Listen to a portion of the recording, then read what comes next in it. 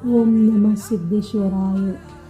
सोलापूरच्या पवित्र गड्डा यात्रेतील एक दिवस, एक परंपरा, एक भक्तीचा क्षण. 12 जानेवारी. आजचा दिवस 68 लिंगांना यन्नी मंजनाचा.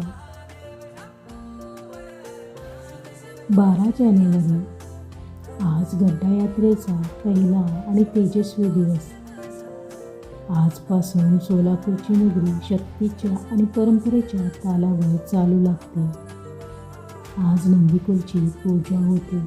मान्यवर आणि श्रद्धाळू परंपरेनुसार एकत्र येऊन नंदीकुलांना पूजतात. ही नंदीकुल केवळ लाकूड आणि कापड नाहीत, ही आहे नंदीध्वजा, शिवतत्वाचं प्रतीक, धैर्याचं चिन्ह आणि भक्तीची उंच झेप. उंच क्रूर आकाशाकडे झेपवणारी.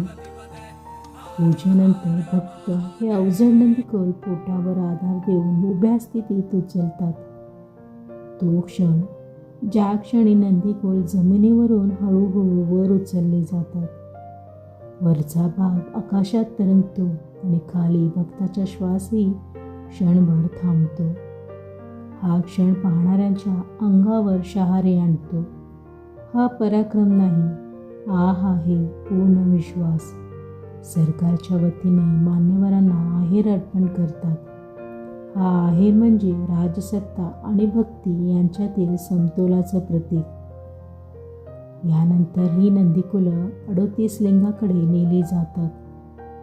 अमृतलिंगाजवळ विड्याचं दान होतं. तेल, हळद आणि श्रद्धा अर्पण केली जाते. प्रत्येक लिंगावर यन्नी मंजन पूजन केलं जातं. जणू प्रत्येक लिंगाशी नंदीकुल नतमस्तक होत असतो.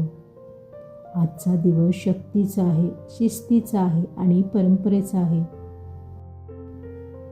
कारण इथे शक्ती आहे पण अहंकार नाही, शिस्त आहे पण भय नाही, परंपरा आहे पण अंधश्रद्धा नाही. नंदीच्या खांद्यावर श्रद्धा उभी राहिली.